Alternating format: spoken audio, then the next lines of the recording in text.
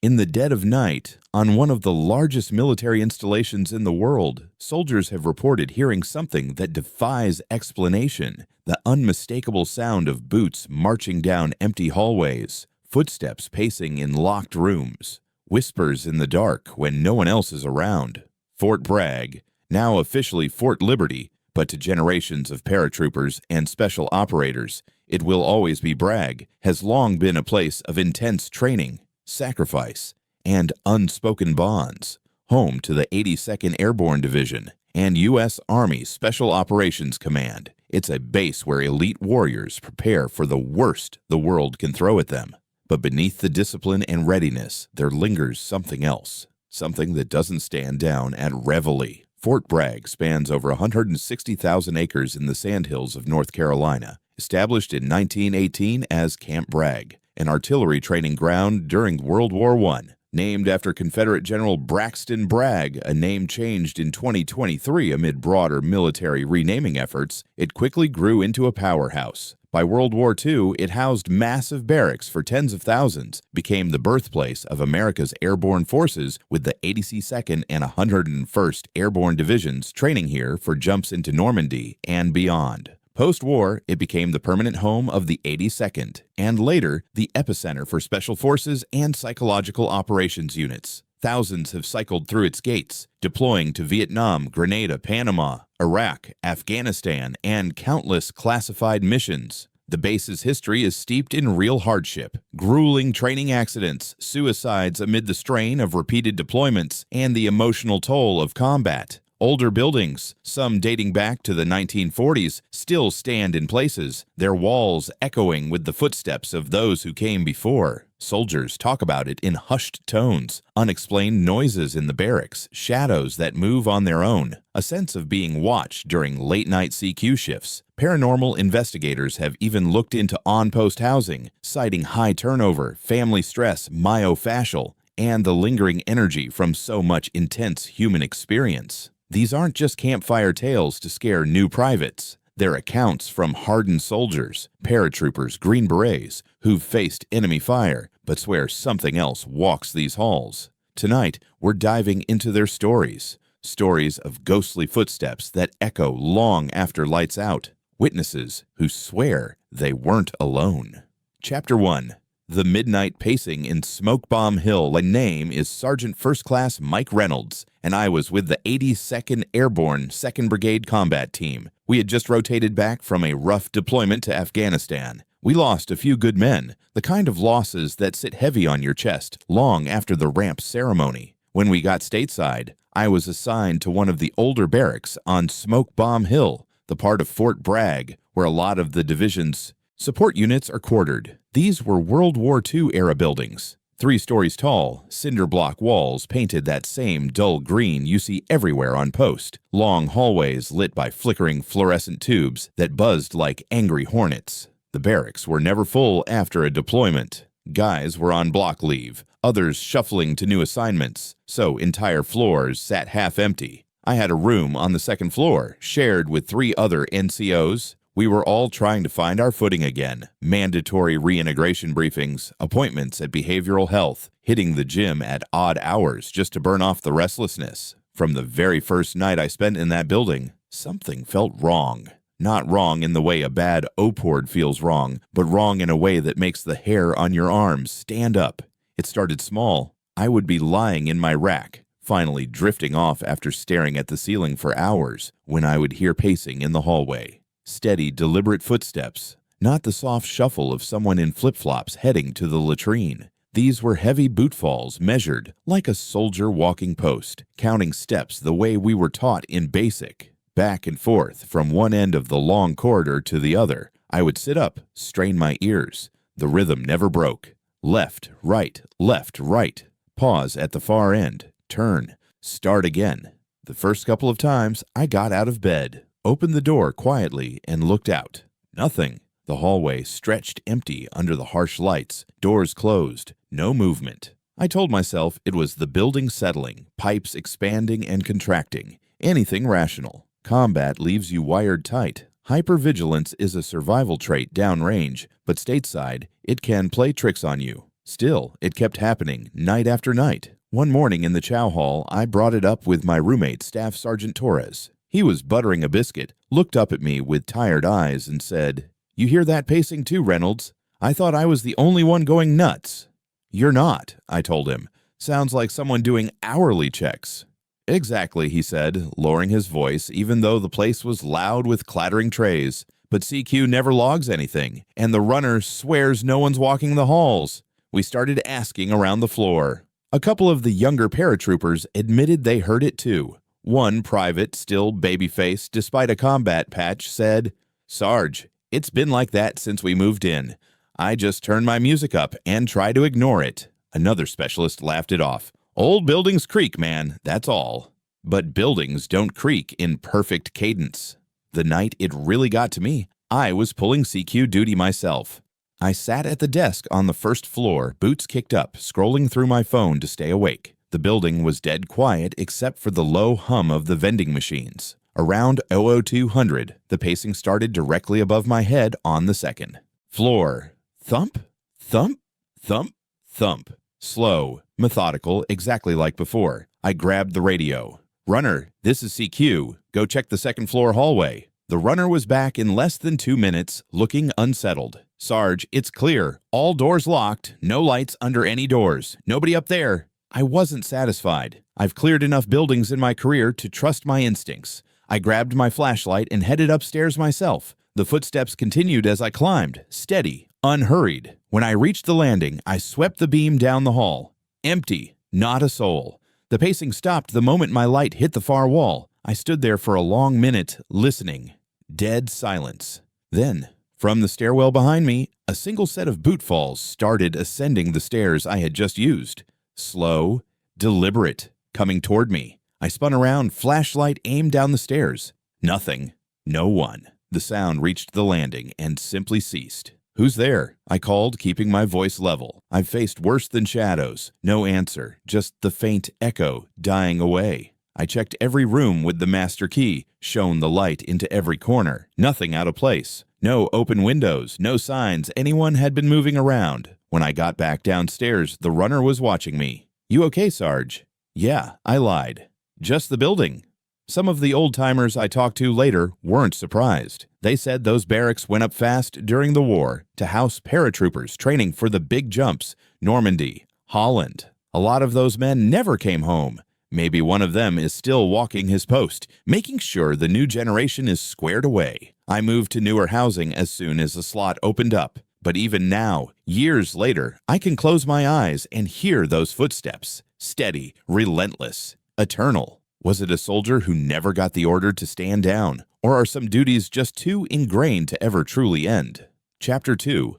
The Locked Room Visitor. My name is Specialist Alex Harper, and I was with the 82nd Airborne Division, assigned to a transient barracks during All-American Week. For those who have never been, All-American Week is the biggest event on Fort Bragg's calendar. Thousands of current paratroopers and alumni flood the post for 4 days of ceremonies, memorial services, division runs, and demonstration jumps. Old soldiers come back wearing bloused boots and maroon berets, chests heavy with jump wings and combat patches, reliving the days when they were the ones jumping into Sicily drop zone at night. Transient barracks near Ardennes Street get opened up to house the overflow of visitors. The building I was in was one of the old brick ones, 3 stories, built fast in the early 40s when the division was expanding for the war. Wooden floors that creak under any weight, metal lockers that echo like rifle shots when you slam them, and long bays with rows of racks lined up like a museum exhibit of military life. Was a young specialist at the time, still eager to volunteer for anything that got me out of scrubbing floors or police calling the company area. I picked up fire guard shifts during the week because the schedule was light and it meant I could stay up late without getting smoked for it. One of those shifts fell on the 3rd floor from 0200 to 0400. The bay was packed with alumni, mostly Vietnam and Cold War-era paratroopers, guys in their 50s and 60s, who could still outrun half the Joes in the division. They snored in harmony, a sound like distant artillery. I took my post at the far end of the hallway, sitting on a folding chair with my feet propped on a wall locker, sipping a warm rippet to stay awake. The building was quiet except for the occasional cough or rustle of a poncho liner. The overhead lights were dimmed to red for night mode, casting long shadows that danced whenever the ventilation kicked on. Around 00:30, I heard a door open. Not one of the bay doors, those were left propped open for airflow, but the storage room at the end of the hall, room 312. It was always kept locked, used for excess linen and broken furniture. The creak was slow, deliberate, like someone trying not to wake the house. I figured it was one of the old-timers looking for a place to smoke or make a private phone call. I waited for footsteps to follow, but instead, I heard pacing inside the room. Boots on tile, back and forth, the same steady rhythm you hear when someone is walking post. Then, faint but unmistakable, a low whisper. It sounded like someone counting cadence under their breath. Left, right, left. I stood up quietly and walked down the hall, keeping my boots soft on the floorboards. When I got close, I pressed my ear to the door. The pacing was clear, and the whispering continued, almost like an old drill sergeant running through airborne shuffle in his head. I keyed the hand mic on the radio we used for fire guard. CQ, this is fire guard, 3rd floor. Got movement in the locked storage room, 312. The CQ sergeant came back sleepy but alert. Negative, Harper. That room's been locked all week. No key signed out. Go check it out, but don't open it unless you have to. I knocked firmly on the door. Occupant, identify yourself. The pacing stopped instantly. Dead silence. Then one heavy thud, like a body dropping straight to the floor. I waited 10 seconds. Nothing. I radioed again. CQ, something just hit the floor in there. Request permission to open. Roger, use the master. I'm on my way up. I pulled the master key from the duty binder, slid it into the lock, and pushed the door open slow, one hand on my flashlight like it was a weapon. The room was dark, lit only by my beam. Empty. A couple of mop buckets, stacks of old mattresses wrapped in plastic, a thick layer of dust on everything. No footprints in the dust. No sign anyone had been in there for months. But the air was freezing. Far colder then. The rest of the building, like someone had left a window open in January. I stepped inside, swept the light into every corner. Nothing. As I backed out and pulled the door shut, the cold followed me into the hallway for just a second, then vanished. I locked the door and stood there, heart hammering. That's when I heard the footsteps again, this time outside the room, coming toward me down the hall. Heavy boots, deliberate. The air moved past my arm like someone brushing by in formation. I spun around with the light. Empty hallway. Not a soul. The CQ arrived a minute later, looked at me, looked at the locked door, and just shook his head. Write it up as unknown noise. We'll tell the cadre in the morning. I did. The next day, I mentioned it to some of the alumni over coffee. Most laughed it off, but one old sergeant major with a chest full of ribbons and a Vietnam combat patch went quiet. He stared into his cup for a long moment, then said, "Son, that room used to be part of the original bay back in '72. We had a sergeant major in our company die in there. Heart attack during a hurricane. Power was out, couldn't get help fast enough. Found him the next morning still in his boots. Some of the boys always said he kept walking his rounds. I never pulled fire guard on that floor again for the rest of the week. Was it just an old building playing tricks, or was someone still making sure the paratroopers were accounted for even decades later? In a place built on tradition and memory, some things refuse to fade." Chapter 3. Whispers on CQ. My name is Corporal Jenna Ruiz, and I was assigned to a support battalion in the 82nd Airborne Division. During a major barracks renovation across the division area, a lot of us got temporarily moved into some of the oldest buildings still standing on post. These were the temporary wooden barracks thrown up during World War II, the kind with thin walls, creaky pine floors, and windows that rattled every time an artillery simulator went off at the range. They smelled like old mop water and floor wax no matter how much you cleaned. The building I was in had been used for everything over the decades. Troop billeting, classrooms, even a temporary morgue during a bad training accident back in the 80s. Most of the rooms were empty during our stay, just a handful of us pulling details while the new housing got finished. One night, I drew charge of quarters, CQ duty from 1800 to 0600. My partner was a private who crashed out in the back room almost immediately after shift change, leaving me alone at the desk in the main hallway. The CQ area was just a folding table under a single bulb, with the duty log, a landline phone that barely worked, and the runner's logbook. Outside, the North Carolina wind howled through the pine trees, but inside it was dead still. I was halfway through the shift, maybe Oro 300, fighting to keep my eyes open with black coffee from the DFAC. The building was quiet. No footsteps, no doors opening, nothing. Then the desk phone rang. It was an internal line, the kind that only connects within the building or to the battalion headquarters. No caller ID, just a blank screen. I picked it up on the second ring.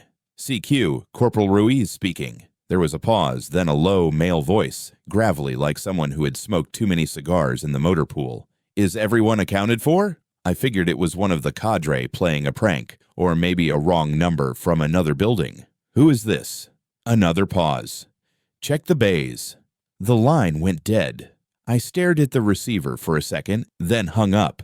I woke my partner, told him what happened. We grabbed flashlights and did a full walkthrough. First floor, second floor, third floor. Every latrine and storage closet. Every occupied room had soldiers asleep, poncho liners pulled over their heads. Head count matched the duty roster exactly. No open windows, no doors ajar. The building was secure. We got back to the desk and logged it as a prank call. I was annoyed more than anything. 10 minutes later, the phone rang again. Same blank screen. I picked up faster this time. CQ, Ruiz. The same voice, quieter now, almost urgent. Not everyone. Click. My partner and I looked at each other. The hair on my neck stood up. We searched the building again, slower this time, checking every corner twice. Still nothing. No one awake, no signs of anything out of place. By the time the morning shift showed up, I was rattled enough that I told the first sergeant everything when he came in for the turnover. He listened without interrupting, then went pale under his tan. He looked around to make sure no one else was close, then leaned in. Ruiz, that phone line you were on? It's been disconnected for years. The whole old system got pulled when they rewired the building after a fire in the 90s. It shouldn't even ring. He hesitated, then added, and back in '09, we had a soldier go missing from this exact barracks. Went UA one night, never turned up. No note, no trace. Some of the old NCOs used to say he was a good kid, always worried about accountability, always the last one to leave formation, making sure no one got left behind. I asked if anyone else had ever gotten calls like that. The first sergeant just shook his head. Not that they reported, but I pulled CQ here myself 20 years ago. Heard things I couldn't explain. I finished out the renovation in newer temp housing after that night. Never drew CQ in the old wooden barracks again. In the military, accountability is everything. We live by it. Battle roster numbers, sensitive items reports, making sure no one gets left on the battlefield. So what happens when someone slips through the cracks? Do they keep trying to report in, even when there's no one left to hear them? Some questions don't have answers that fit in the logbook. Chapter 4. The Shadow in the Bay. My name is Private First Class. Tom Ellis and I was a fresh paratrooper straight out of airborne school, assigned to the 82nd Airborne Division. My first duty station was Fort Bragg, and I showed up right in the middle of the pandemic lockdown. Everything felt off from day one. No welcome briefings with handshakes, no division run, just a quick in-processing and straight into quarantine barracks. The base was a ghost town compared to what I had expected. Masks everywhere, formations canceled, soldiers confined to their rooms unless on essential details. They put me in one of the older brick barracks on the edge of the company area, a 3-story building that had clearly seen better days. Peeling paint in the hallways, radiators that clanked all night, and those heavy fire doors that slammed like artillery when someone let them go. My bay was a standard 4-man room. 2 bunk beds, wall lockers, and a single window that looked out over a pine thicket.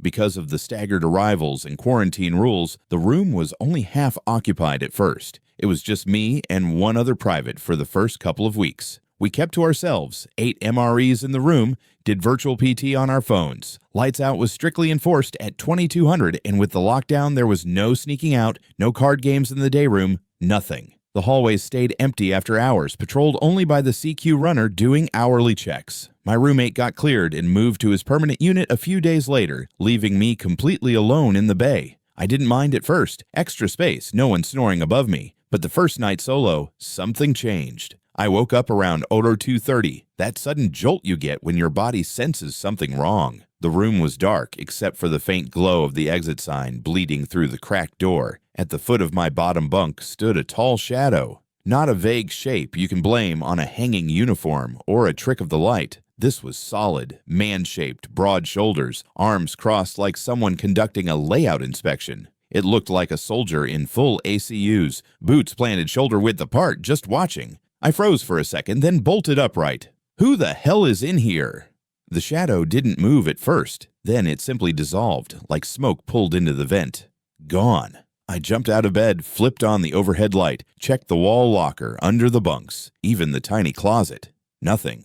Door was still locked from the inside, chain in place. I told myself it was a dream, leftover adrenaline from jump school nightmares. But it happened again the next night. Same time, same spot. This time, the figure was pacing slowly between the empty bunks, back and forth, head down like a soldier, deep in thought after a bad mission. I sat up quieter this time, watched for a full minute. It never acknowledged me, just kept moving in that deliberate pattern, boots silent on the tile. By the third night, I was sleeping with the light on. The shadow showed up anyway, this time sitting on the empty top bunk across from me, elbows on knees, staring at the floor. I could almost make out details, the outline of a patrol cap, the bulk of a plate carrier. I grabbed my phone, hit record, aimed the camera. Nothing showed on the screen, just an empty bunk. But I could see it with my own eyes. I finally broke and told my platoon sergeant the next morning during a masked check-in. I expected him to smoke me for making up stories, but he just listened, face unreadable, then said,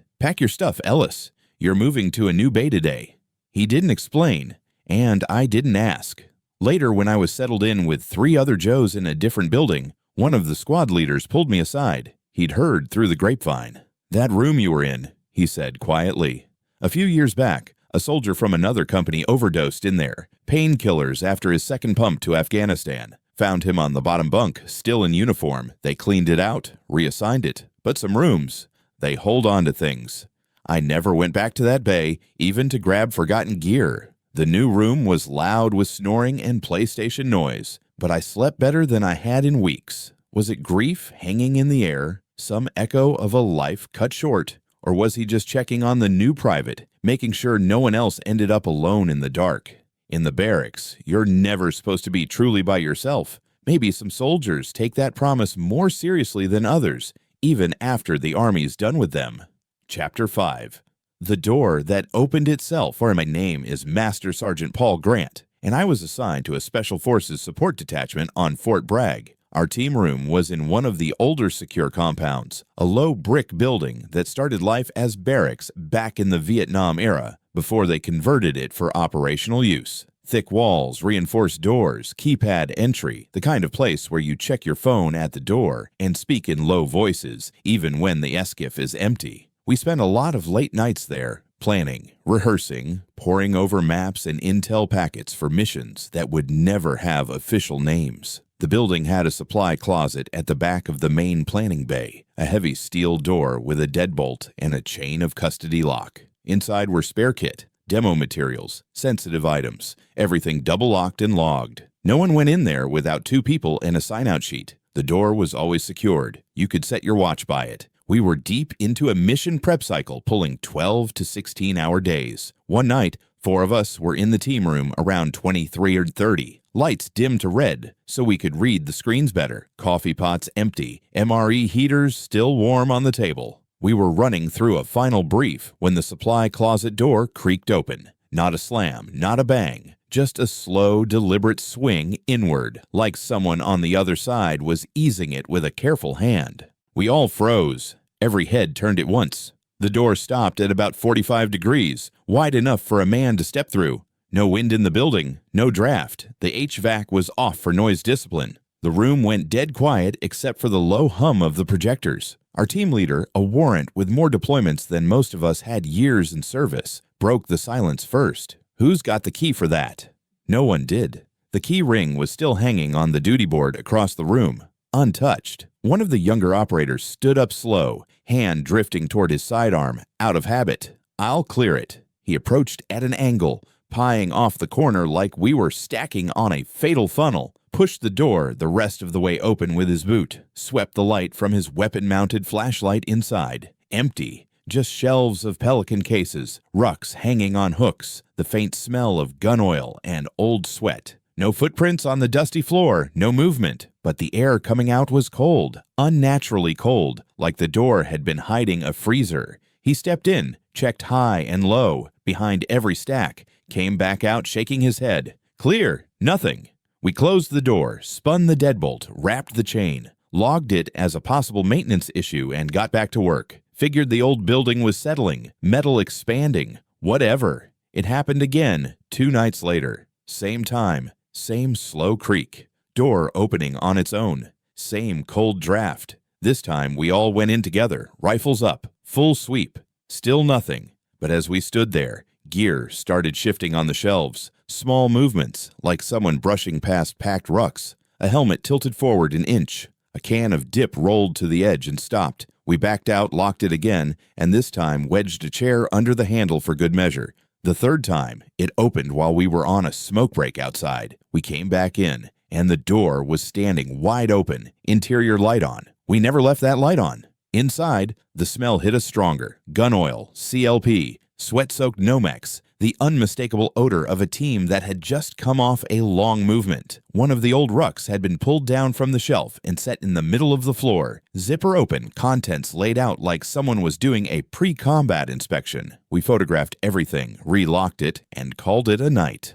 A couple weeks later, an old retired Green Beret from the original unit that occupied the building stopped by on a visit. He heard about the incidents from one of the cadre and just nodded like it was the most natural thing in the world. "That was Captain Reyes," he said. "KIA in Panama, 89. Just cause. He kept his personal kit in that closet before the deployment, always the last one to pack, checking everyone else's gear twice. Good officer. Died covering his team's exfil. He looked at the door, still double-locked. Guess he's still making sure the boys are squared away." We never had another incident after that mission cycle ended. New building, new team room, but I still think about it every time I do a sensitive items layout. Even the most elite units carry ghosts. Some of them just refuse to leave their equipment behind. Was it a guardian keeping watch over the gear, or a soldier forever preparing for a mission that never ends? In Special Forces, readiness is eternal. Maybe for some that never changes, even after the final accountability. Chapter 6.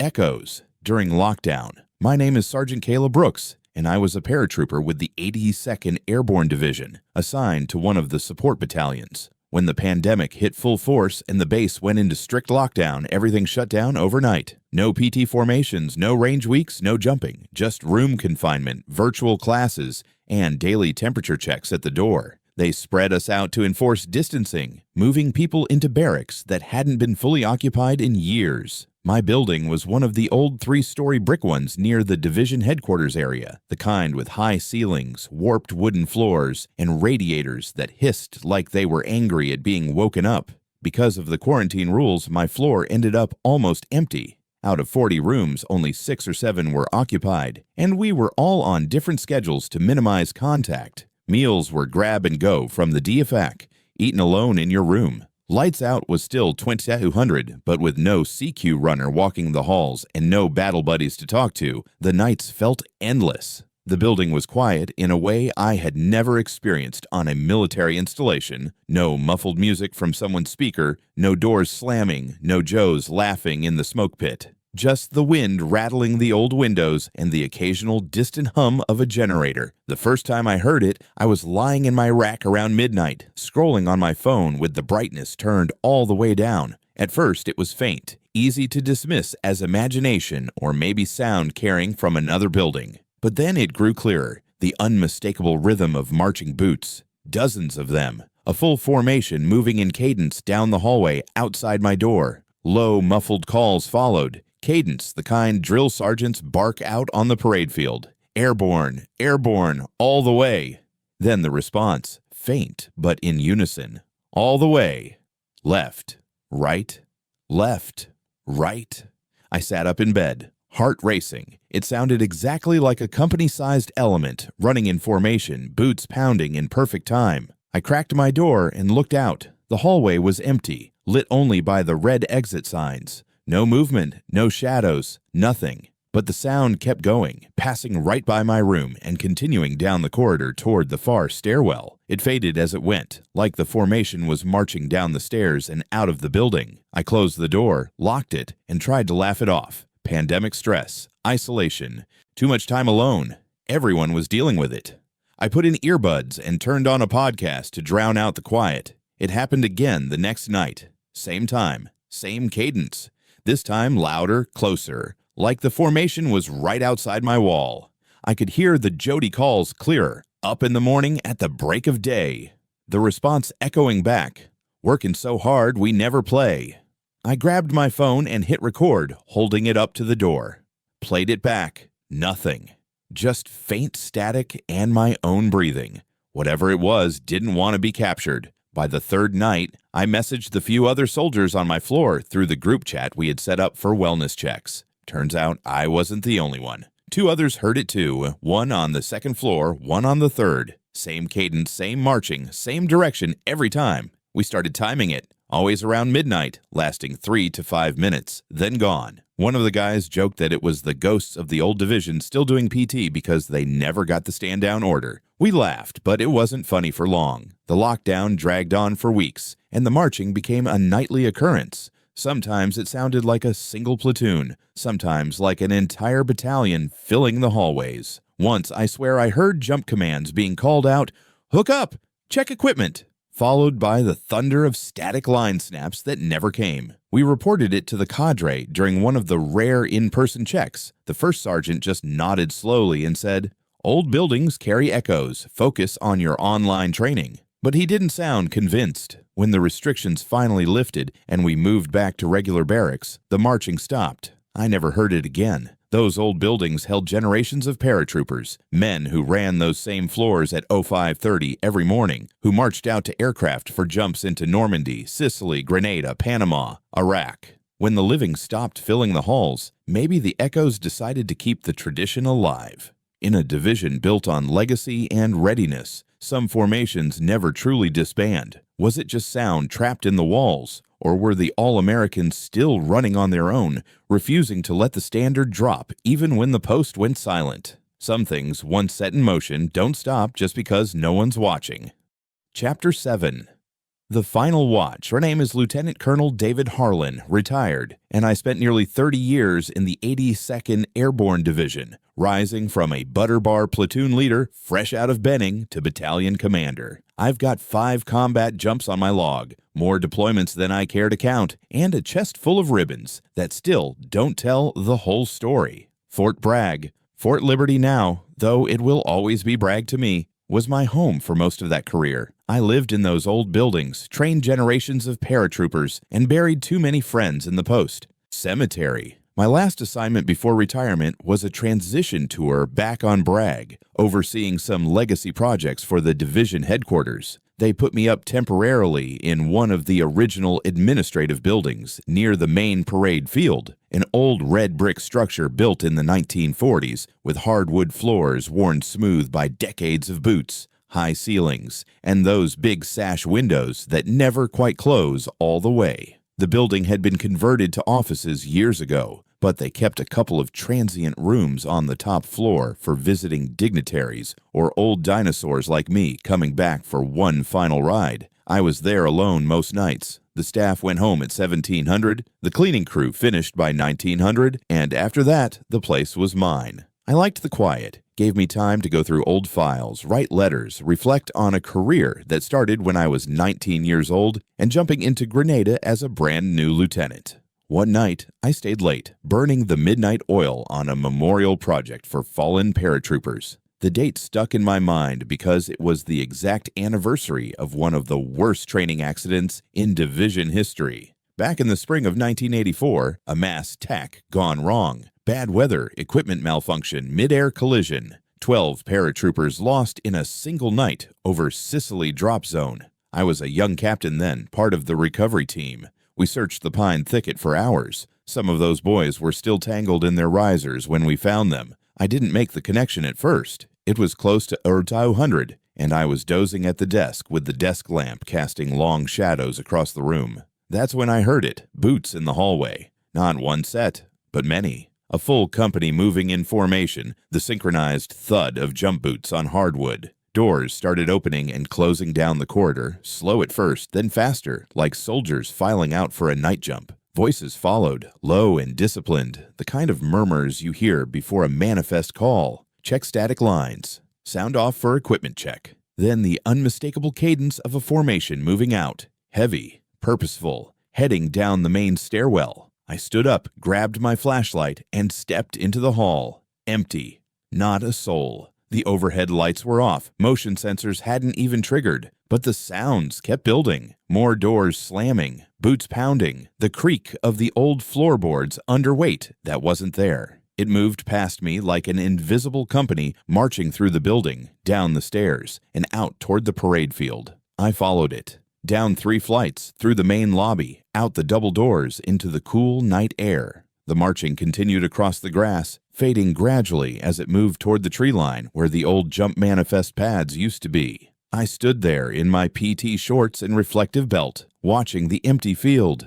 The sounds stopped as suddenly as they started, just crickets and the distant rumble of a C-17 on final to Pope. I went back upstairs, sat at the desk, and stared at the date on my computer screen. Exactly 41 years to the day since that accident. I pulled the old accident report from the files I had been reviewing. Same building. Those paratroopers had mustered here the night they died. Final manifest, equipment checks, then loaded onto the birds. I never heard it again during my remaining weeks on post.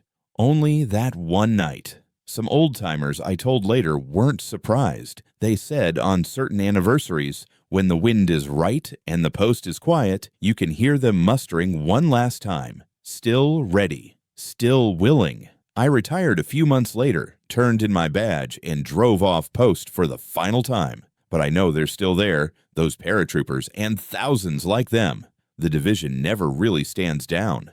The watch changes hands, but it never ends. Maybe that's the point. Maybe some soldiers never get the order to leave formation. They just keep marching, keeping an eye on the rest of us, making sure we remember what it means to wear the maroon beret.